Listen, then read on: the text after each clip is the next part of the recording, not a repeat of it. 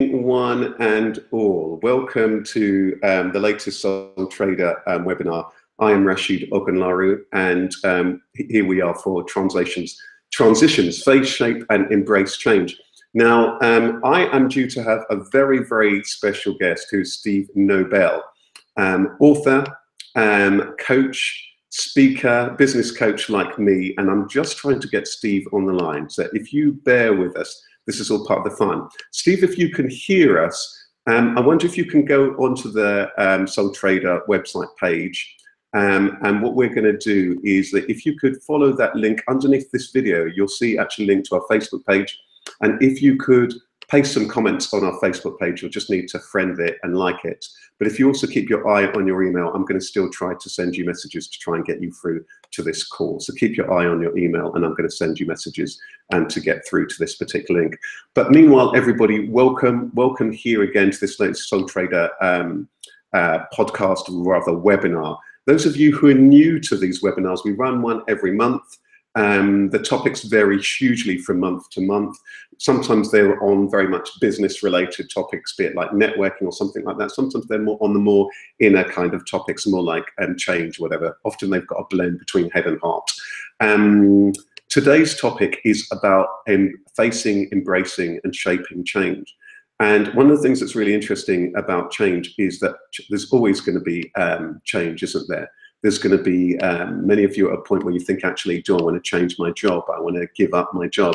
Some of you will be starting out a business and you know what it's like to have been through change. Some of you are at a point where when you've been in business for some time and actually you're thinking about going to that next level, or there are changes in your marketplace, there are changes with customers, you're needing to change all sorts of different things in order to move forward. So there's going to be change throughout the whole journey.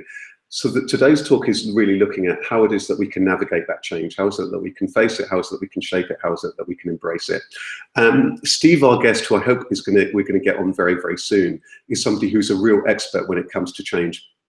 I first met Steve about 10 years ago when he was director at a place called Alternatives. Some of you may know it, in central London. Alternatives run all sorts of talks, from the personal development through to the spiritual development. And Steve has had an extraordinary journey. He has a book called Transitions. He's written several books, one about career change. And he is somebody who understands change very deeply. I don't want to give too much away about his story, but one of the things that's always struck me is that there have been a number of different incarnations of his career. He started off being somebody who had a very, very traditional career. And then he moved on into banking. He worked in the public sector for a while, and then he really felt drawn to have a major kind of change, which took him on a spiritual path. So Steve understands change. He's coached people through change, and I'm going to try and hope that we're going to be able to get him online here. So I'm just checking our Facebook page whilst we speak, so I'm going to keep a note of that. So Steve, if you can check out our Facebook page, which you'll see under that on the main soultrader.biz page, this webinar page, you're going to see the details to take part, which will say follow the link to our Facebook page. And then if you like the Facebook page, you'll be able to comment and we'll be able to see your comments. But I've also, Steve, just sent you through another link to this on your email. So if you check your emails as well, then you should hopefully be able to join us. So Steve can't join us in actual physical form. He will be joining us spiritually via the power of emails. And Steve, if that doesn't work, you can always standard email me via the standard email way. So if that's easier, I will keep my eye open on my emails too. But Steve, hopefully we'll be speaking to you soon and seeing you soon. Okay, let me make a little bit of headway and let's kind of start. So where should we start? I'm mindful that some of you are employed. I'm mindful that some of you are in business, and I am mindful that some of you are kind of in a place of kind of transition. In fact, just earlier, just before this call started, I was sending an email to somebody who is employed. He has been interested in setting up his own business for some time. There are a number of ventures that he's done. He's dipped his toe into the water several times, but he's had all sorts of kind of challenges, and he's at a point of change. I was the other day just speaking to another contact I know. She's really at a point of thinking about career change, or does she want to start her own business? We're also at a season which is rich with change, isn't it? We're deep into the autumn. Just over the weekend, the clocks changed, the clocks went back. So change is part of our lives. Change is absolutely part of our lives, isn't it? So the question is, how do you feel about change? I think that's the first thing I want you to think about. How do you personally feel about change? Do you like it? Are you afraid of it? Do you tend to find yourself resisting it? So what's your relationship to change? I want you to also think about what are some of the key moments of change in your life. If you've got a pen and pencil there, I want you to just kind of write that down. What have been the key moments of change in your life? And whilst you're doing that, I'm just sending a note to young Steve to see if we can get him back on.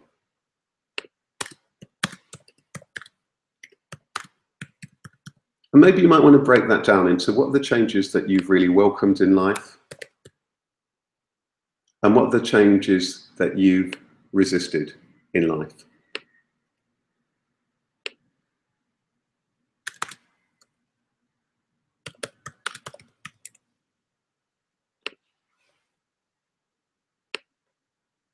Okay. So are you somebody who's welcoming change? If so, you may well be absolutely fine. This might be something that this is going to be a breeze for you and you're just going to be embracing it. Some of you who are really resistant change, then we need to kind of explore change. I want you to now do something else for me. I want you to think about what is one change that you would like to make. It might be, you might be thinking, okay, well, one of the changes I'd like to make is that I would like to now move from working part-time to fully working completely in my business. It might be that one of the things I want to change is that I'm wanting to take people on board my business, whatever it might well be. I want you to just write down, what is one change that you would like to make? Aha, let's see what we've got. We've got something from Steve. Aha, so Steve, if you can perhaps start typing away at me. So Steve, tell me, what are your opening thoughts about change and transition? What's one of the first things that you would say about change, and what's your take on it? I mean, you've been through change throughout your entire life. Aha, here he is. He's sent us a message. Aha. Great. So Steve, if you can hear me, can you tell me, can you type for us, what are your initial thoughts about change? And can you tell us a bit about some of the changes that you've been through? I think that's just while Steve's doing that, I want to maybe share a little bit of a personal take on change from my perspective. I think that I've had a number of moments of change in my life and in my career. I first started off in media and PR, and then after 10 years I was made redundant. So my first experience of change was a change that was forced on me. I'd had a couple of minor kind of changes within that period of time, but they were mainly kind of promotions. So they were kind of smooth kind of transitions. But when I was made redundant, it was a major change. All of a sudden, that something that was there was no longer there. In some way, I had a sweetener. I made some redundancy. I got some redundancy, but because it was something that I hadn't foreseen, it was quite kind of scary for me. It was a bit debilitating for me, even though in many ways, in retrospect, it ended up being one of the best things that ever happened to me. Perhaps you've been through this. Maybe you're going through a redundancy now, or there's certain uncertainty for those of you who are employed. And we're going to get onto those of you who are in business already a little bit later. But then from that, I actually realized I recognized that a couple of things. I realized it was an opportunity for me to pursue my passion, singing. So I changed and I worked on my singing, and I put myself out there as a singer. And I also recognized that I needed some money whilst I was trying to build my career, and I moved to working part-time, still in media and PR. I found some other contracts and so on. And that was a changing period, because I worked for a year here and a year there. And there were some periods where I was unemployed and so on. So there was quite a lot of change going on all the time. And there were some great things about it because I was working part-time, so I could pursue what it is that I actually really wanted to do. And part of it was a little bit of uncertainty because of these periods of times where I wouldn't be working and so on. But overall, it was the beginning of the shift to move to entrepreneurship. And so those of you who are on that journey where you're at the point of transferring into entrepreneurship, this is something that you're probably very, very familiar with. So I would say, you know, with one of the things I'd say is with change is actually what is it that you're actually wanting to happen? Are you, for example, if you're at this particular point where you are wanting to become your own boss, like the person I was speaking to earlier on the day, where are you right now in relationship to that? Can you start straight away? Do you have money in the bank? What are your actual circumstances? Do you have dependents?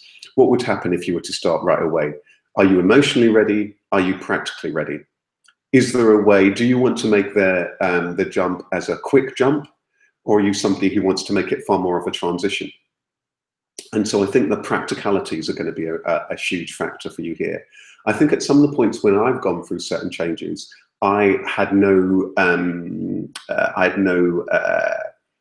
very few responsibilities. There was just me. There wasn't family or anybody else to feed. So all I needed to know was how it is that I could keep myself going, and I didn't have to concern myself with any of those factors. So what are the circumstances? Are there any dependents? What are the risks factors related to you making some of those changes, especially if it's a change related to starting out in your business? If the risk factors of this change are quite small, then it's going to be far more emotionally about you getting ready for the change that you're in. Still might be major, but it's going to be about you emotionally, about you getting yourself ready. So for those of you who are on this journey where you're thinking, actually, you know, I want to move from being my own boss to being self-employed, I want you to write down what are the steps that you need to take. There might be training that you need to take, might be planning you need to take, there might be research that you need to take. And I also want to ask you this question.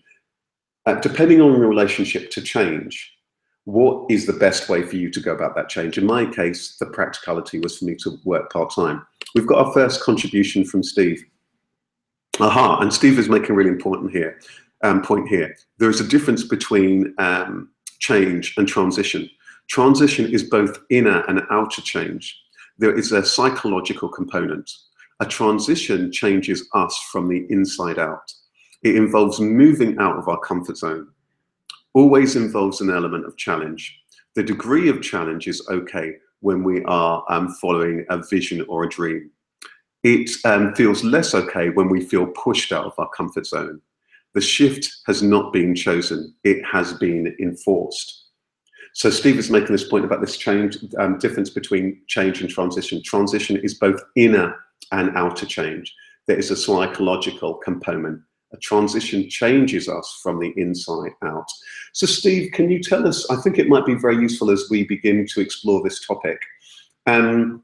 Could you write for us just a little bit about your own experience of this? What have been the moments of either change or transition? And I'd imagine that it might well be transition that you're particularly wanting to draw our attention to. So if you could just tell us a little bit about those moments in your life, those key moments. I think one of the things that I want to say about this at this particular point is that it's very, very interesting, this whole area, isn't it? There are some natural moments when there will be transitions that are going on, and it's interesting in life if you think about it.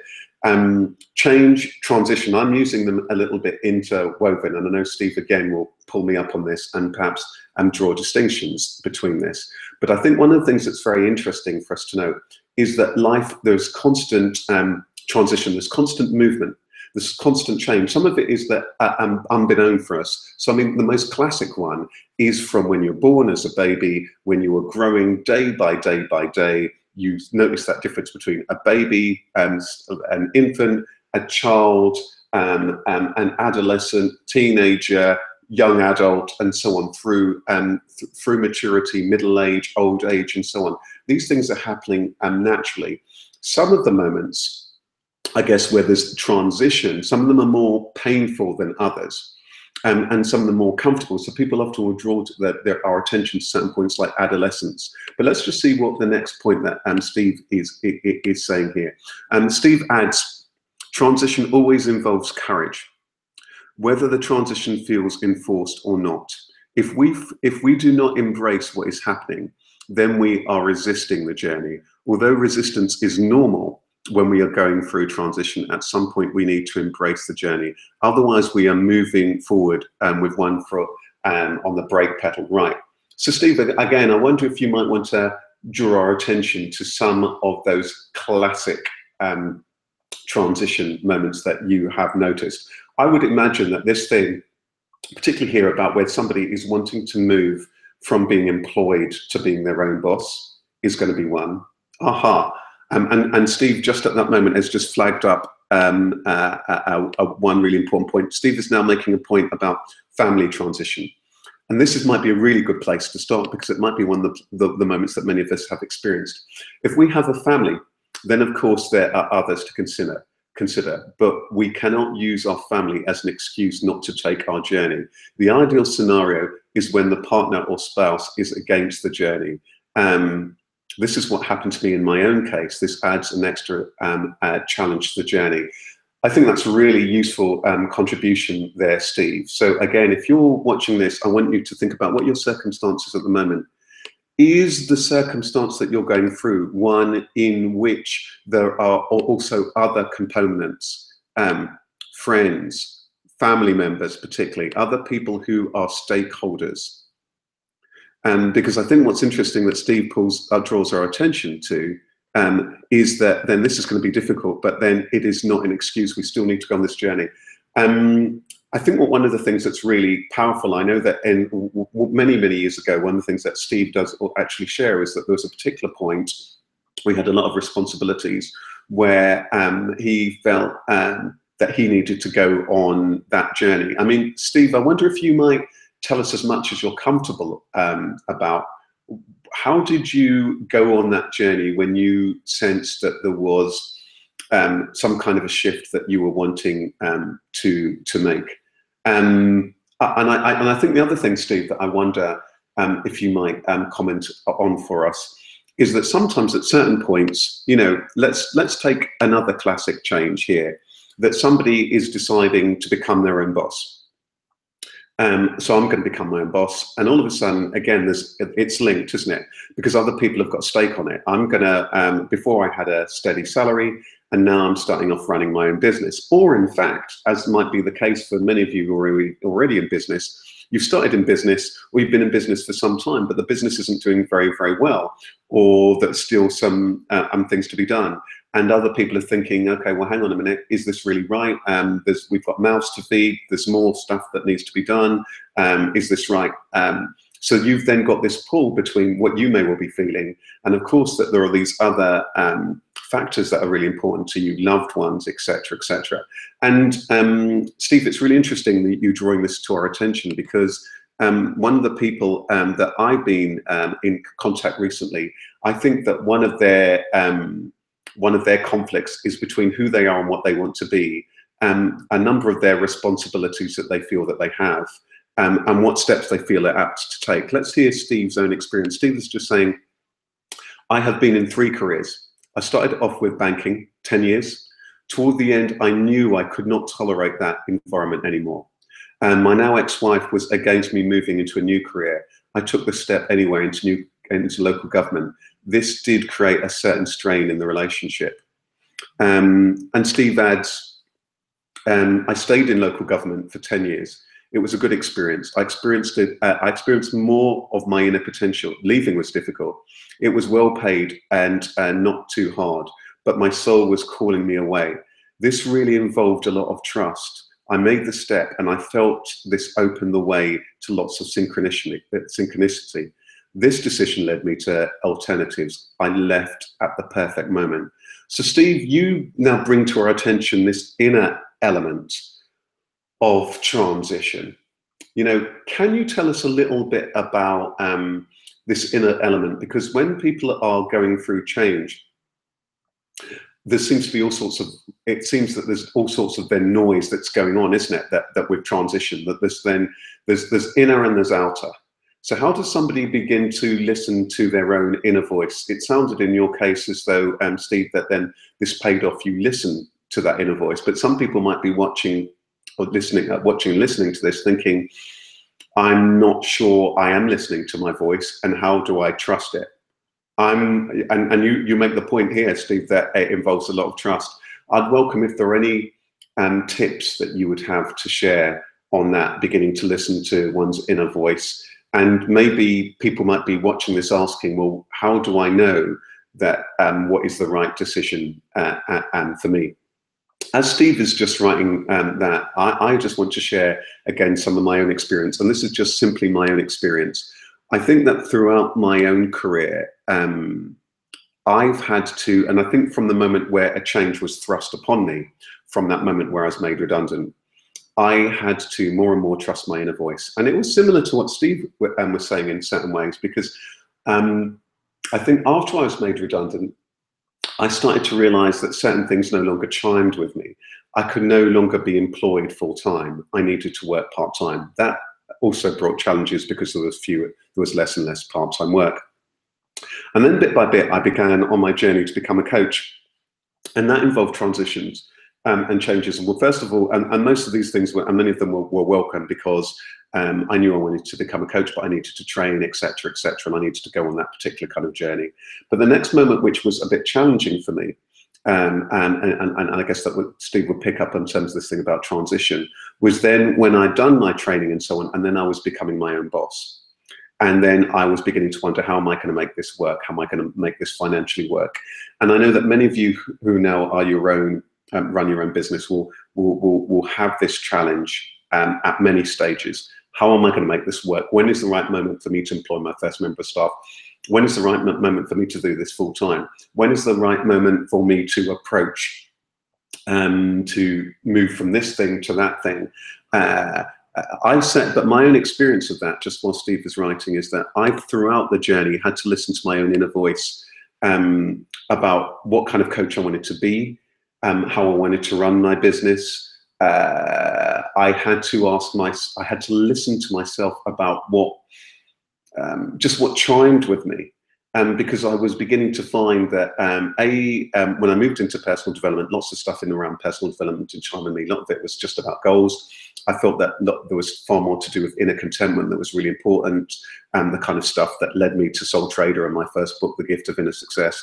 And so pretty much throughout the time I've been in business, I've listened pretty much to my inner voice, even where lots of the evidence might have pointed in different directions. The point that Steve was saying about courage very much chimes with me. Let's just see what Steve's added about being your own boss. And Steve's saying now, shifting from employee to self-employed is a mental shift. There is no one looking after you. You are responsible for all aspects of your income. This is exciting and can also create a certain level of anxiety. Some people avoid being self-employed because they are not comfortable with risk. If an individual is very risk averse, then it is harder to step into self-employment. A better path is working in an organization, more security. I think this is very powerful what you're saying, Steve, here. And I just want to read it out again. Shifting from employee to self-employed is a mental shift. There's no one looking after you. You are responsible for all aspects of your income. This is exciting and also can create a certain level of anxiety. Some people avoid being self-employed because they are not comfortable with risk. If an individual is very risk averse, then it is harder to step in self-employment, and better path is working in an organization. As you say that, Steve, I think that very much chimes with me, because I coach many people who are looking for certainty, and with being your own boss, there is no certainty. Steve, I wonder, do you have any thoughts about how does the inner voice? Well, you're thinking about what I'm thinking already, because I was going to just ask you about that, the inner voice. Steve is saying listening to your inner voice takes time for silence, reflection. Take time out. Stop listening to advice from too many other people. Find time to think about what you would love to do instead. After leaving a long-term career, there is inevitable doubt. It is normal. We are moving into a new, unfamiliar landscape. We may need to learn new skills and find new resources, both inner and outer. We need to meet new people and make new connection.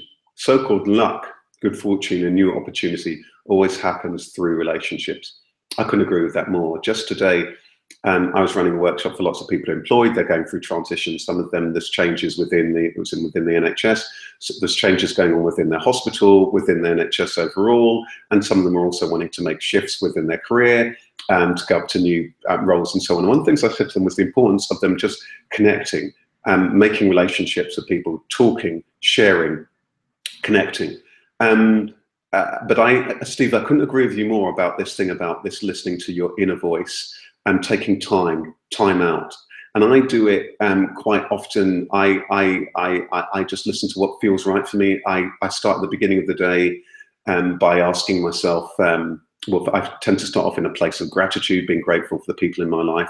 I like to be silent rather than rush out of bed. I need to consider what's really important to me today. I tend to consider, do I need a little bit more rest? Am I ready to get up right now?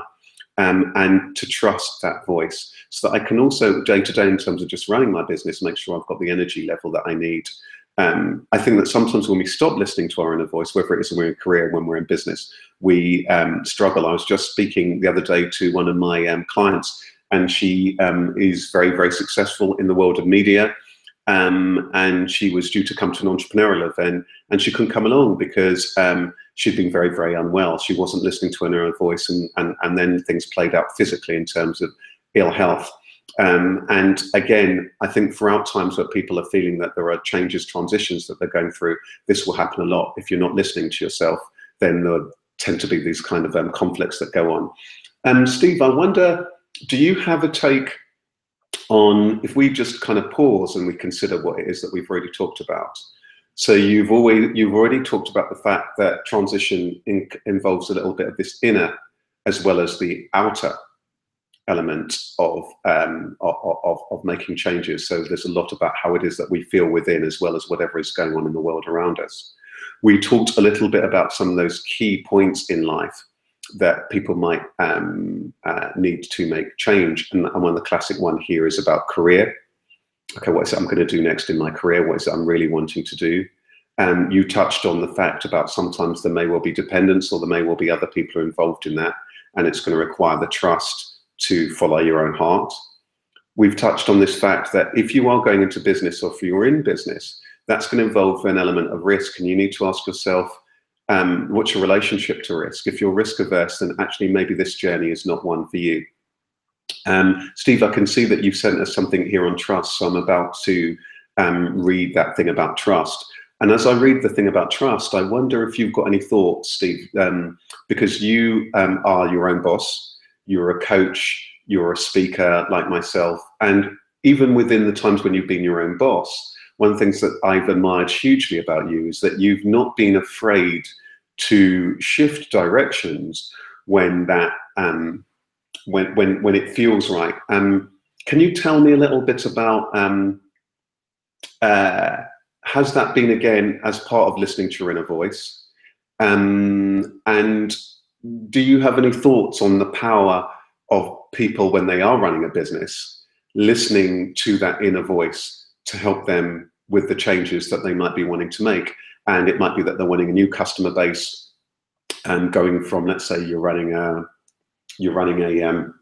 massage business, and you're wanting to move just from massage to creating your own line of products, and you might have nerves there, or you're wanting to go from, you've been a training consultant and you've worked with the public sector, and now you're going to be working with large corporates. Have you got any thoughts in terms of the power of listening to one's own inner voice in terms of these changes? Or when somebody's wondering, am I ready to take on a member of staff, or any kind of practical change? Do you listen to your own inner voice with that, and have you found that there have been particular benefits? Just whilst you think about that, I'm just going to read what Steve has said about trust. Steve says, trust is an important aspect of the journey. As Martin Luther King says, We may need to take the first step, even when we cannot see the whole staircase. Trust is not the same as naivety. Trust is connected to intuition. We need to have a sense of when to step in and in which direction. This is something that our conscious mind cannot always work out. There is an inner part that knows where we want to go. We can call this our deep, authentic self. We can call it our soul or our higher self. This has always been an important aspect during every transition. You know what's powerful about that, Steve? I think that's so true. When I notice people who are at a point where there's some shift, and I notice in people who I know who are at the point of career shift, as you may be going through this point in your career, what do I want to do next? Or do I want to start out my own business? And I notice this also in many people who are within their own business, and there are changes that they're wanting to make, or there are changes that are going on. There can be all of this noise. And therefore, the importance of trust is really important, because one of the things I notice is that people often find themselves stuck. So if you're finding yourself stuck, I think this invitation to trust and listen to your inner voice is really important. And I love this element that Steve points out about that it's important, and this thing about Martin Luther King's quote that you may not be able to see the whole staircase, but you might be able to see the first step. I think that's very powerful. Steve also then flags up a point about support. Let's see what Steve is adding. Steve, you're on a roll. You're doing really well, and I'm loving these contributions that you're making. And I think that one of the things that I really like about that you brought to our attention is that very often when it comes to us making a change, what we often start thinking about is going about it purely logically. Where am I now? Where am I needing to go? And we negate this inner aspect that you talk about, because sometimes we might know on paper, okay, I should do this or do that, but it's not, that doesn't work for us, because there's this inner sense of who we are or what we're wanting to be or what we're wanting to do that is beginning to emerge. And then that becomes often challenging. And so hence this next point that you're flagging up, Steve, about support seems to be important. Here's what Steve says. Steve says, in every big change, support is essential. Support can take the shape of inspiring books, CDs, events, something that keeps our energy and vision high. This is not about the rah-rah approach and shoving our head in the sand. Support can take the shape of friends who encourage us. Also accurate feedback rather than criticism. We all need encouragement and good feedback that opens our mind and choices we may not that opens our mind to choices that we may not be able to see. Personally, at every transition, people have entered my life to help me to take the next step. That's really, really powerful, Steve. And I think that, you know, that's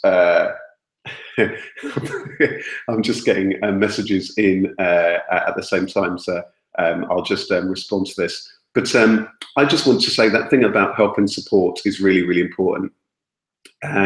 Because I think in my life, there have been a number of people who've really been really significant in my life, who've really helped me at those times when I needed support. I'm just sending a message over to somebody who's got a view in terms of this particular event. Yeah, I've had needed support. I mean, one of the, in my own particular case, and I think it's been particularly these transition moments that Steve talks about, I think that when I was, for example, moving from being employed and beginning to work part-time and in singing, I serendipitously, and I talk about this a lot in the book Soul Trader,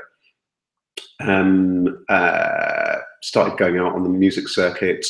I followed my instinct in terms of the different types of music I wanted to explore. And at one event, a contact of mine said, oh, look, we're running this musical masterclass. And I went along to it, and I wouldn't normally have gone, but there's something that said to me, come along. And this has happened to me a number of times in my life, where someone says, come along here. And at that, I met somebody who turned out to become my best friend, and who was incredibly helpful to me. They were at a transition also, and they pointed me to a great singing teacher. They showed me all sorts of, they gave me hundreds of tapes back then to listen to because I wanted to work on my jazz singing. They were partly responsible for me going on the spiritual with a small s journey that I've been on. So I couldn't agree with what you're saying more about this thing about support, Steve. Steve, do you have anything else more that you want to say about this thing about support? Because it's interesting what kind of shows up when we trust this. How I would word this is that I think that sometimes when you begin to follow your own inner voice that Steve has been talking about, and then you are also begin to be mindful about kind of support, I have a feeling that what's interesting that happens is that all of a sudden, you know, you're first of all aware, okay, I'm going down this path or on this staircase and I'm not quite sure where it's leading, but you know that your heart is taking you along this particular kind of road. And then I personally feel, and I word it like this, that sometimes when you've been walking down that path for long enough, all the other paths vanish. And then who you are, what you're meant to do and be and contribute become very, very clear to you. And I have found that very much in my life, in my career. Steve has just sent us another message. I'm going to read this because I know it will be absolutely apt to where we are now. The power to shift and stick and carrot Steve talks about. I do want to flag up that Steve's books, Transitions, may well be something that many people want. Again, Steve, can you can you perhaps in your next message also just include a hyperlink to your book? So Steve is saying, we shift through two forces, inspiration, vision, or desperation, fear. Most people move through the combination of the two, i.e. the stick and the carrot. We might not know where we want to head. We just know that we want to stop doing what we're doing. I can think of a couple of people right now for whom this is so true. I have left 2 careers without a clear idea of where I was going. The pain of staying seemed worse than taking the journey. The pain is a powerful motivating force and should not be ignored. Pain needs to be embraced. I couldn't agree with you more. Pain can come when we are not being true to ourselves. Pain comes when we are not living our true values. I discovered that after my first 2 careers that my core values are spirituality, freedom, and creativity. When I was at the end of my second career, I realized that my job was in no way was fulfilling these. When I arrived at alternatives, my third career, the work ticked all the boxes and suddenly I was on fire. The fire of inspiration lasted many years until my next transition came knocking. This happened in 2010 and I eventually left alternatives in 2012. This transition has not been easy because I love the organization so much. So Steve, I wonder, this last element that you talked about, I mean, so many things that you said here are just so powerfully rich. The thing about this thing about there can be the 2 forces, inspiration, vision, or desperation, fear. And it's interesting that sometimes the desperation, when one's, for example, in business, is quite powerful, isn't it? Okay, right now it's not working, we need to bring more clients in, and suddenly you start doing all the marketing and so on that you knew that you should be doing. So, and that pain thing is something that shouldn't be embraced. And we know that customers often buy that pull is often the strongest pull for them. And then this thing about vision. I like the fact that, Steve, you talk about the thing is that the pain is something that shouldn't be ignored and it should be embraced. I think that is so powerfully true. Steve, I wonder, do you have a take on, you talked about then some of those painful transitions and then arriving at a place that you felt comfortable with. Will you tell us a little bit about the transition where perhaps you just feel that you're called to make a shift, and that might be something that might be scary? I'd love your thoughts about that. Just as Steve is sending us a note on that, I just want to share something on that. And I know that I'm mindful that we're coming towards the end of this particular call, which for me has been, really powerful. I think that one of the things that strikes me about today's call is the thing that Steve spoke about whether we are risk averse or not. And I want to add in that my own take on that is also about whether you are, if you're somebody who's not, I think if you're not ready to listen to your own voice in business, then again, as Steve was talking about before, or you're not ready for that risk, then I think that employment or going back to employment may well be very, very shrewd. I think my experience is that if you're an entrepreneur, and I've had this conversation with many successful entrepreneurs. Yesterday I was running Inspiring Entrepreneurs event at the British Library. There were a handful of very successful entrepreneurs, including Kanya King, the founder of the Mobos. Levi Roots was well known for being on Dragon's Den and Reggae Sauce, which is now in many, many supermarkets. And what was really, really interesting is how there was that combination between vision and just kind of going for it, and sometimes not knowing what the next step was. June Sarpong, who was one of the other presenters, was at a particular event, and she happened to be there with Sarah Brown. Many successful people, Sarah Brown, the wife of the former Prime Minister. And it was a particular event, and there was something that they recognised wasn't in place, and they said, "Oh, well, we'll do that. We're going to put an event that does blah, blah, blah, blah, blah." And Kanya King talked about something similar, being in a particular conversation. "Oh, well, the Mobos, we're going to run a month of events on X, Y, and Z," just deciding in the moment and going with it and trusting with it. And you'll hear this many, many times of entrepreneurs. And then I've met people who I think that they are wanting to be entrepreneurial, who don't trust this. So I'm loving this segue between this inspiration, this vision, and this trust. Steve's just sent us two more messages.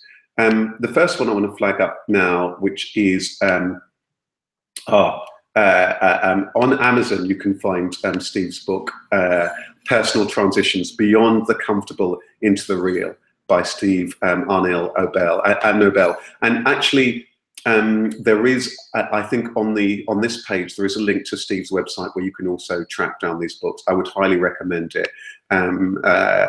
Let's just see Steve's next point here. Steve is talking about support and inspiration again. Let's just see. Steve says, support can come in many ways. For some people, a friend listening is very helpful. We may have thoughts and emotions to process before we feel ready to make a choice. Coaching and counseling are useful in terms of support. We must be careful who we share our thoughts and feelings with. People who love us may not really be helpful. They may seek to block our journey because they cannot themselves contemplate such a step. We need to find people who are ready, who already made that journey. They only need to be a few steps ahead. Such people are very inspiring. Inspiring is part of the carrot that leads us forward. In my time at Alternatives, I met many inspiring people. Steve, I just have to say this, just as you're writing this thing. I think that you're one of those people who is incredibly inspiring, and I think that for me, you demonstrate what it is that you talk about. You've had the courage to follow your heart, your instinct, through the more smooth changes and through the more challenging kind of transitions, and you've honoured that. And I think that one of the things that you do incredibly well is that you're all the time. I've known you 10 years or so on. You've in different ways helped people along those paths of transitions. And I think a couple of things that Steve's saying there are important, and I want to underscore them. Sometimes it might be a bit about a friend. Sometimes it might be that you need the more formal support, coach, counselor, business coach, counselor, or whatever, or actually an advisor in terms of where you are in your business, because actually you do not have the expertise to enter that new marketplace or to do whatever it might well be that you're wanting to do. You will need help and support. And it might be that you're stuck because you keep banging your head against a door. But I think there's also this very powerful point, Steve, that you flag up again about being mindful who you share, what you're sharing with, and spotting those people who are also on that journey. Steve, I wonder if I see you've sent us an email here about fear and excitement, which I want to read. And I wonder, would you share with us one last tip, your thoughts about those going through change? And whilst you do, I'm just going to read, I think we've got a comment As on Facebook, I was about another event. That was another event on another Facebook page. But Steve's had a comment here about transition and fear. Steve says, every transition I made was scary. The recent one was the most scary. There is a rule of thumb. The bigger the step, the bigger the resistance or fear.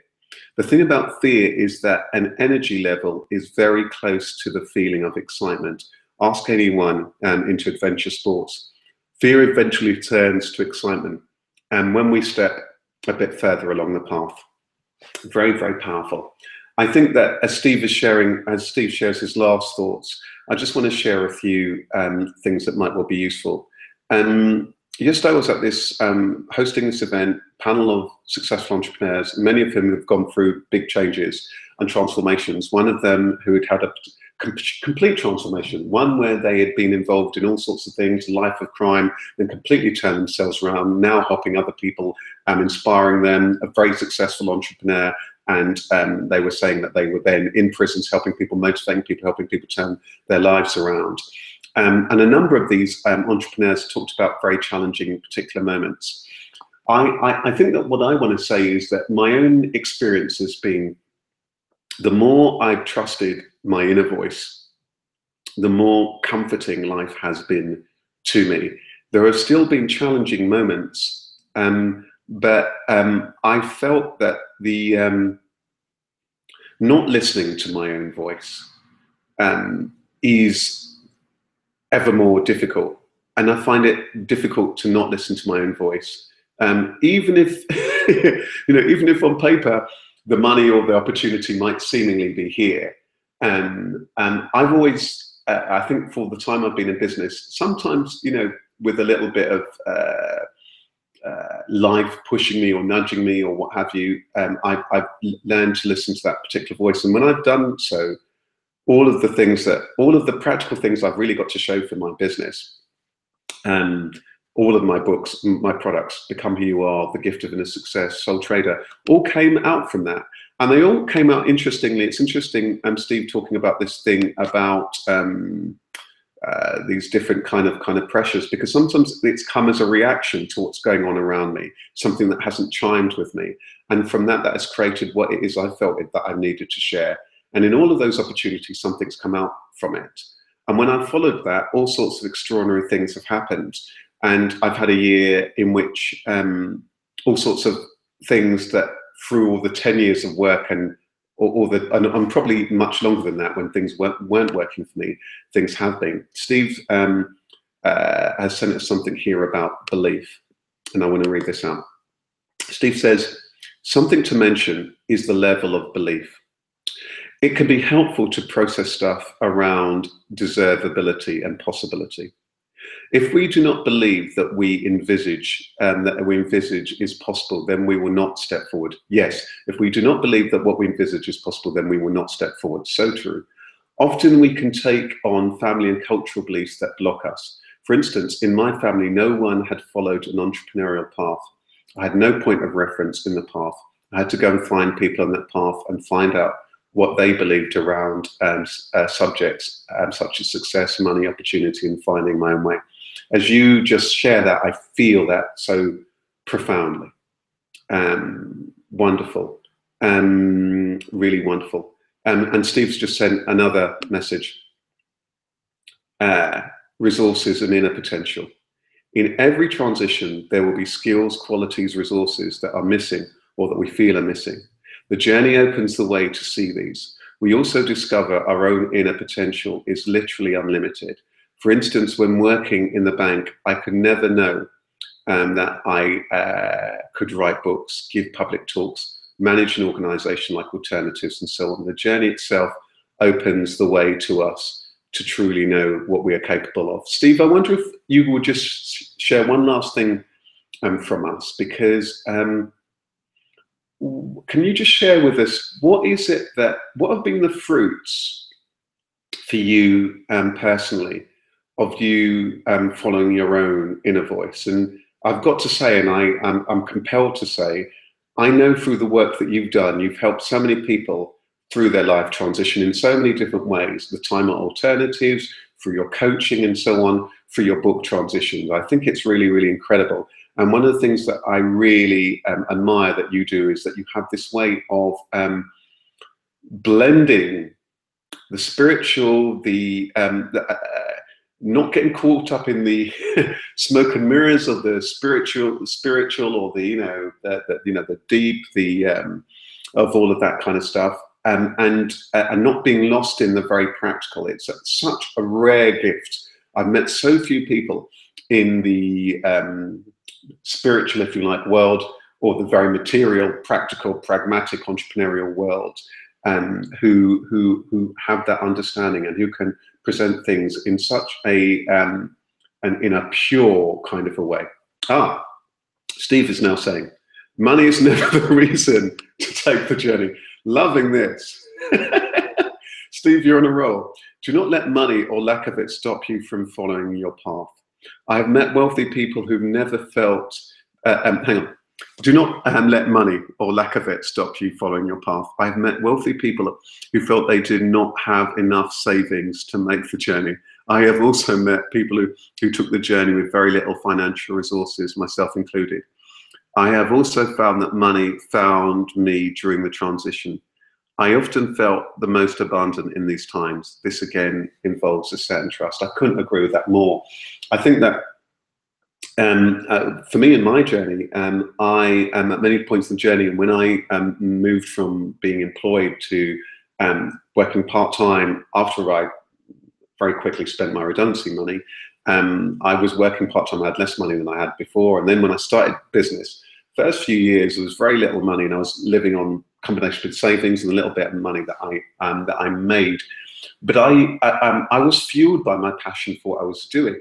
So giving up, and I think this is very relevant as we come toward the end, giving up being my own boss wasn't even a consideration. Wasn't even a consideration. I'm wondering if Steve has, Steve, I'm wondering, I've just seen a link here. I'm wondering if we might be able to get you on this call still. Maybe that's me being a little bit too ambitious, but I was just saying there that actually for me this thing about trust has been very significant, because, and the thing that you were talking about money, because I never at any particular point felt about giving up. It's never entered my mind, not remotely. And what's been very nourishing for me is just trusting that inner voice, and the people I've met and the work that I do in following that. So Steve, I wonder if there's just any last words, anything that you're wanting to share before we close, as Steve is just sharing his last words. I've so enjoyed these wisdoms, Steve. I really, really have. It's funny enough been one of my favorite of all the hangouts we've done, even though we can't see you here, because I've really felt each piece of wisdom it is that you've shared. I think that what I want to share is on this thing about change and so on, is first of all know that life is change. The nature of life is change. The seasons change. Become attuned to life's changes. Become attuned to life's rhythms. Become attuned to the different seasons. Become attuned to the seasons of you. For me, this season, autumn season, is a very wonderful season. It's a very productive season for me, but it's a very insular season. It's a season where I listen to my own inner voice very much. It's a very meditative time for me, even though it's a time where, particular moment, I've been incredibly busy. So I trust that. I think begin to trust that heart more and more, and that voice about, okay, this is what I'm wanting to do, how I'm wanting to do it.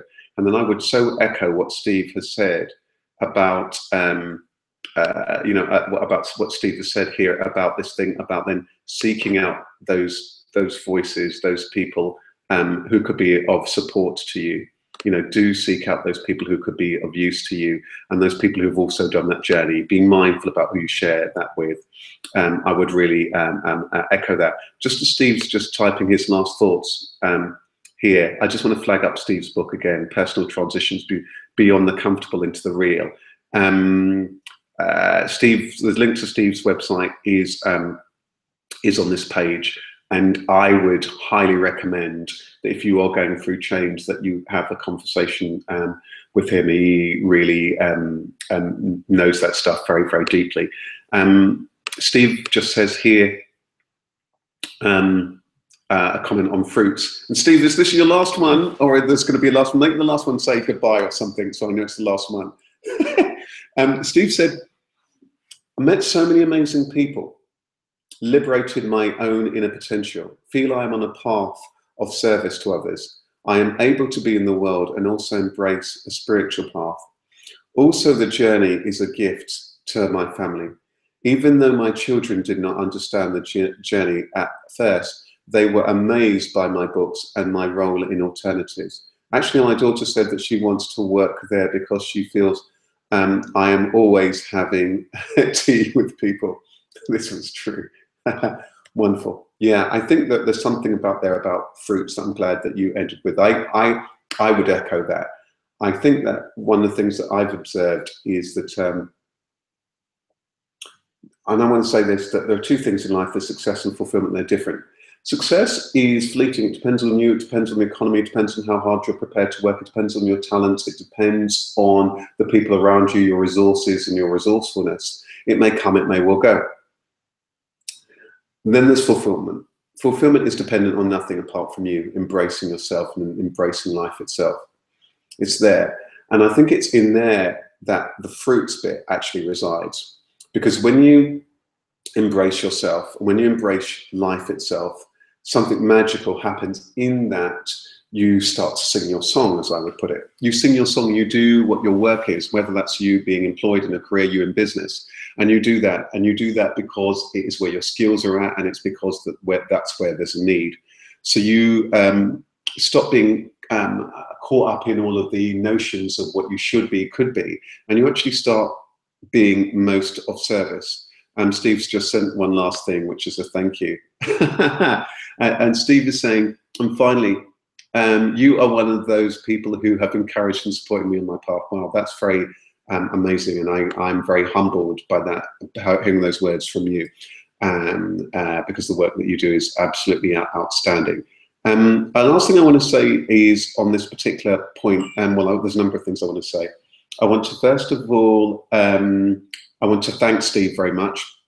I'm just going to drop a very, very quick line to after this call. Steve, I think your insights and your wisdom and sharing so generously has been remarkable. I found that so nourishing. I felt every word that you actually said. I want to thank those of you who are listening to this live. I want to thank those of you who are listening to this on playback. Once every month we have a live talk here. If there are any topics that you want to cover, drop me a line. I just want to thank you very much for tuning in, and I want to wish you all the best on your path through those changes. I think the last thing I want to say is that life embraces those who embrace life. In fact, life embraces everyone. You've got two choices. Do you fight it? Do you embrace it? If you fight life, you can lose. If you embrace it, you become one with it and you become lived. But I think for the soul trader, what it means is that you're actually able to actually follow your own path and actually make a mark, and to be really of service to yourself and those people you meet. And I think there's something really remarkable about that. So thank you so much. Thank you so much for tuning in. Thank you very much, Steve. I'm going to drop a very quick line to thank you, everybody, and thank everyone who supported Soul Trader in any way. Signing off, this is Rashid Ogunlari, coach, author, speaker. Bye-bye.